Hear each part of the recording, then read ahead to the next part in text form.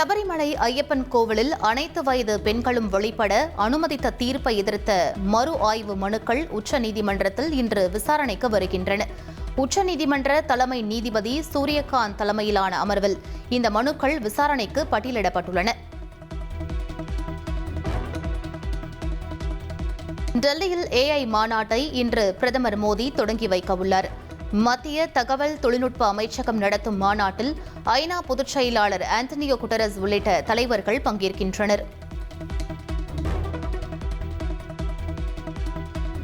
உலகின் தரவுகளை சேமிக்க இந்தியா தயாராக இருப்பதாக பிரதமர் நரேந்திர மோடி தெரிவித்துள்ளார். மத்திய பட்ஜெட்டில் தரவு மையங்களுக்கு வழங்கப்பட்டுள்ள சலுகைகள் இந்திய இளைஞர்களுக்கு வேலை வாய்ப்பை வழங்கும் என கூறியுள்ளார். தமிழகத்தில் இறுதி வாக்காளர் பட்டியல் வருகிற 23ஆம் தேதி வெளியிடப்படுகிறது. நாளை வெளியாக இருந்த நிலையில் தேதி மாற்றப்பட்டுள்ளது. கலைஞர் மகளிர் உரிமை தொகை திட்டத்திற்கு ஆதி திராவிடர் பழங்குடியினர் நிதி பயன்படுத்தவில்லை என தமிழக அரசு விளக்கமளித்துள்ளது. நலத்திட்டங்களிலிருந்து நிதியை மாற்றித் தருவதாக வெளியான தகவலுக்கு அரசு மறுப்பு தெரிவித்துள்ளது. இலங்கை தமிழர்களுக்கு குடியுரிமை வழங்க வேண்டும் என பிரதமர் மோடிக்கு முதலமைச்சர் மு.க.ஸ்டாலின் கடிதம் எழுதியுள்ளார். குடியுரிமை குறித்து பரிசீலிக்க மாவட்ட அளவில் உள்ள அதிகாரிகளுக்கு அதிகாரம் வழங்க வேண்டும் என்றும் அவர் வலியுறுத்தியுள்ளார்.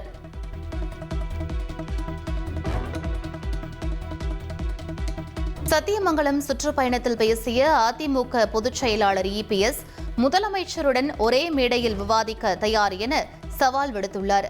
அதிமுகவின் தேர்தல் வாக்குறுதிகளை பட்டியலிட்ட அவர் NDA கூட்டணி வலிமையான கூட்டணி என தெரிவித்தார். இரட்டை இலை சின்னத்திற்கு தடை கோரி அதிமுக முன்னாள் நிர்வாகி புகழேந்தி தொடர்ந்த வழக்கு டெல்லி உயர்நீதிமன்றத்தில் இன்று விசாரணைக்கு வருகிறது. தேர்தல் ஆணையத்திற்கு எதிரான வழக்கில் முக்கிய உத்தரவு பிறப்பிக்கப்படும் என எதிர்பார்க்கப்படுகிறது. ஆட்சியில் பங்கு கோரி மதுரையில் நடைபெற்ற காங்கிரஸ் செயற்குழுவில் தீர்மானம் நிறைவேற்றப்பட்டது. MP மாணிக்கம் தாக்கூர் தலைமையில் நடைபெற்ற கூட்டத்தில் காங்கிரஸ் கட்சிக்கு அதிக தொகுதிகள் வேண்டும் உள்ளிட்ட 7 தீர்மானங்கள் நிறைவேற்றப்பட்டுள்ளன.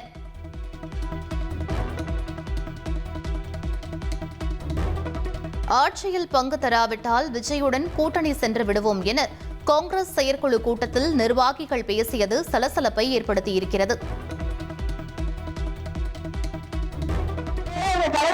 கூட்டணி எனக்கு மாற்ற சொல்லுங்க, விஜய் வந்தாக்கா நல்லா இருக்கும், கூட்டணியில பங்கு வேணும், எல்லாருக்கும் சமமான உரிமை கொடுப்பாங்க. இளைஞர்கள் இன்னைக்கு வேலை செய்வதற்கு இன்னைக்கு விஜயோட சேர்ந்தாக்கா நம்ம வேலை செய்ய முடியும். மரியாதை கொடுக்கவில்லை என்றால் திருப்பி அடிப்போம், திருப்பி பேசுவோம் என்று காங்கிரஸ் MP மாணிக்கம் தாக்கூர் தெரிவித்துள்ளார். திமுகவின் பேச்சுவார்த்தைக்காக 70 நாட்களாக காத்திருக்கிறோம் என்றும் அவர் கூறினார்.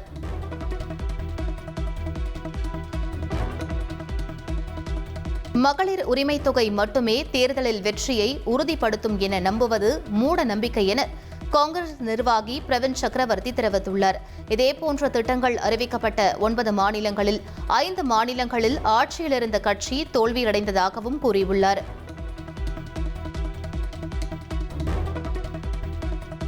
தமிழகத்தில் வரும் நாட்களில் 2 டிகிரி செல்சியஸ் வரை வெப்பம் அதிகரிக்கக்கூடும் என வானிலை ஆய்வு மையம் தெரிவித்துள்ளது.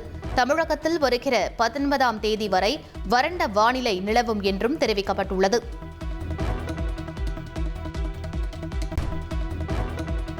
பத்து மற்றும் 12ஆம் வகுப்புகளுக்கான பொதுத் தேர்வு ஏற்பாடுகள் குறித்து அதிகாரிகளுடன் பள்ளிக் கல்வித்துறை அமைச்சர் அன்பில் மகேஷ் இன்று ஆலோசனை மேற்கொள்கிறார்.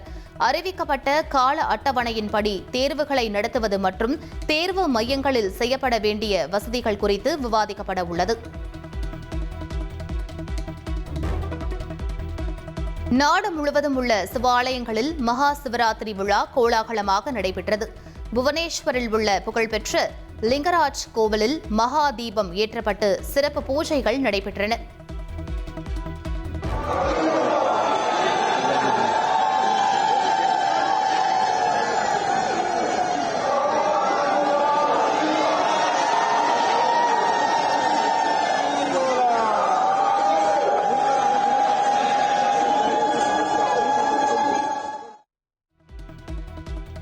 தமிழகத்தில் உள்ள சிவன் கோவில்களில் மகா சிவராத்திரி விழா கலை நிகழ்ச்சிகளுடன் வெகு விமர்சையாக நடைபெற்றது.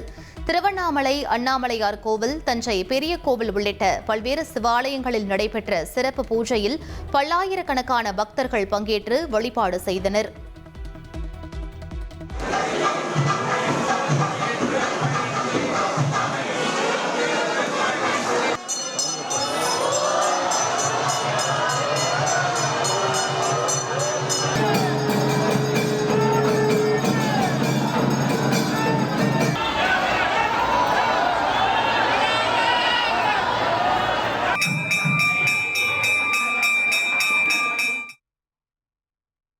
தமிழகத்தின் பிரதான சிவஸ்தலங்களில் மாலை 6 மணி முதல் இன்று அதிகாலை வரை 4 கால விசேஷ பூஜைகள் நடைபெற்றன. ஒவ்வொரு கால பூஜையின் போதும் சிவபெருமானுக்கு பால், தயிர், இளநீர், தேன் மற்றும் பன்னீர் ஆகியவற்றால் சிறப்பு அபிஷேகங்கள் செய்யப்பட்டன.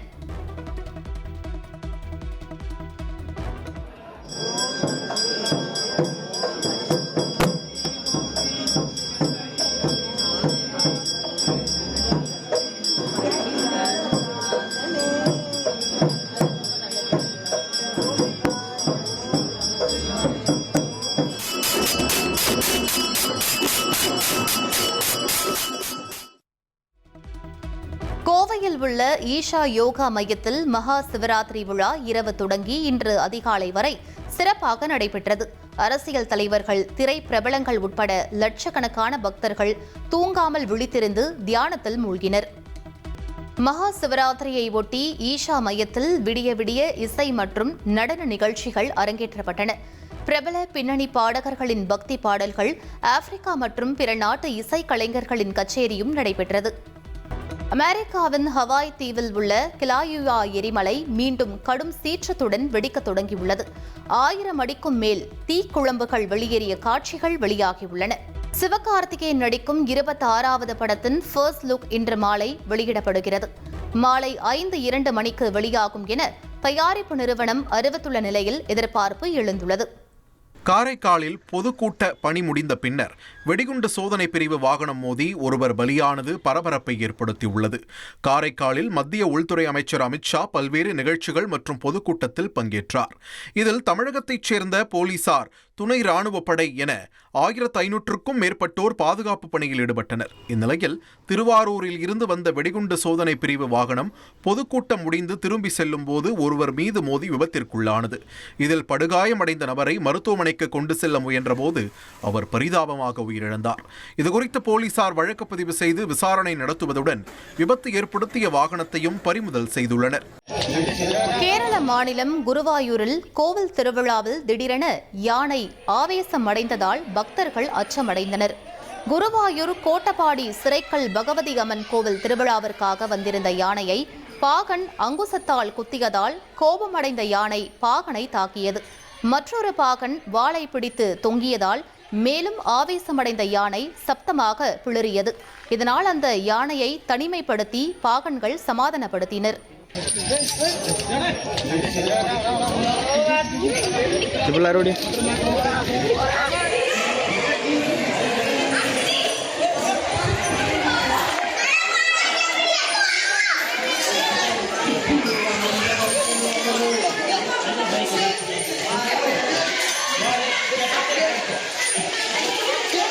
சென்னையில் மனைவியின் நடத்தையில் சந்தேகப்பட்டு சொந்த குழந்தைகளுக்கே தின்னர் எனப்படும் கெமிக்கலை கொடுத்த சம்பவத்தில் சம்பந்தப்பட்ட தந்தை மீது கொலை வழக்கு பதிவு செய்யப்பட்டுள்ளது. சென்னை கொளத்தூர் பகுதியைச் சேர்ந்த பிரதீப் மற்றும் பிரீத்தி தம்பதியினருக்கு 4 மற்றும் 7 வயதில் சுபிக்ஷா மற்றும் லியா என்ற 2 பெண் குழந்தைகள் இருந்துள்ளனர். பிரதீப்புக்கும் அவரது மனைவி பிரீத்திக்கும் அடிக்கடி தகராறு ஏற்படுவது வழக்கம். இந்நிலையில் பிரீத்தி தனது 2 குழந்தைகளையும் கணவரிடம் தனியாக விட்டுவிட்டு தனது தாயின் வீட்டுக்கு சென்றுள்ளார். இதனால் மனமுடைந்த பிரதீப் தனது குழந்தைகளை அழைத்துக் கொண்டு மாமல்லபுரத்தில் உள்ள லாட்ஜில் அறை எடுத்து தங்கியுள்ளார். மேலும் தின்னர் எனப்படும் ரசாயனத்தை தனது 2 குழந்தைகளுக்கும் கொடுத்துவிட்டு தானும் குடித்து தற்கொலைக்கு முயன்றுள்ளார். இதில் 2 பெண் குழந்தைகளும் பரிதாபமாக உயிரிழந்தனர். மேலும் உயிருக்கு போராடி கொண்டிருந்த பிரதீப் மருத்துவமனையில் அனுமதிக்கப்பட்ட நிலையில் உயிர் பிழைத்தார். தகவல் அறிந்து வந்த தாய் பிரீத்தி தன் மீது உள்ள சந்தேகத்தின் சந்தேகத்தின் பேரில் தனது கணவர் குழந்தைகளை கொன்றதாகவும் அவர் மீது நடவடிக்கை எடுக்க வேண்டும் என்றும் மாமல்லபுரம் காவல் நிலையத்தில் புகார் அளித்தார். இந்நிலையில் போலீசார் உயிர் பிழைத்த பிரதீப் மீது கொலை வழக்கை பதிவு செய்து விசாரணை நடத்தி வருகின்றனர். கரூர் அருகே காவிரி ஆற்றில் இருந்து மணல் அள்ளப்படுவதாக கூறி மணல் ஏற்றிக் கொண்டிருந்த லாரி மற்றும் பொக்லைன் எந்திரத்தை கிராம மக்கள் சிறைப்பிடித்ததால் பரபரப்பு ஏற்பட்டது. கரூர் மாவட்டம் புகழூரில் காவிரி ஆற்றின் குறுக்கே 400 கோடி ரூபாய் மதிப்பீட்டில் தடுப்பணை கட்டப்பட்டு வருகிறது. இந்நிலையில் கட்டுமான பணிக்காக எடுக்கப்பட்ட மணல் இரவு நேரங்களில் சட்டவிரோதமாக லாரிகள் மூலம் கடத்தப்படுவதாக கூறப்படுகிறது. இந்நிலையில் ஞாயிற்றுக்கிழமை கட்டுமான பணி இல்லாத நேரத்தில் மணல் ஏற்றிக் கொண்டிருந்த லாரி மற்றும் பொக்லைன் இயந்திரத்தை உள்ளூர் மக்கள் பிடித்து போராட்டத்தில் ஈடுபட்டனர். தகவல் அறிந்து வந்த வேலாயுதம்பாளையம் போலீசார் வழக்கு பதிவு செய்து விசாரணை நடத்தி வருகின்றனர். கன்னியாகுமரியில் தனியார் காவலாளி மீது குப்பை வண்டி மோதி அவர் மரணமடைந்த நிலையில் அது குறித்து வெளியான சிசிடிவி காட்சிகள் காண்போரை மனமுடையச் செய்துள்ளது.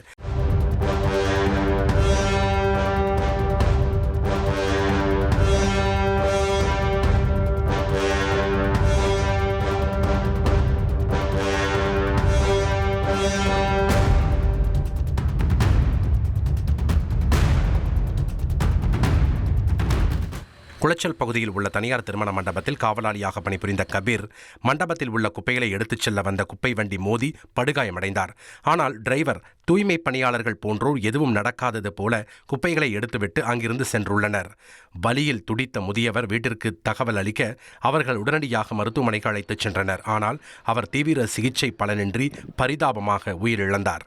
இதுகுறித்த சிசிடிவி காட்சிகளும் வெளியான நிலையில் குப்பை வண்டி ஓட்டுநர் மீது வழக்கு பதிவு செய்து போலீசார் விசாரணை நடத்தி வருகின்றனர்.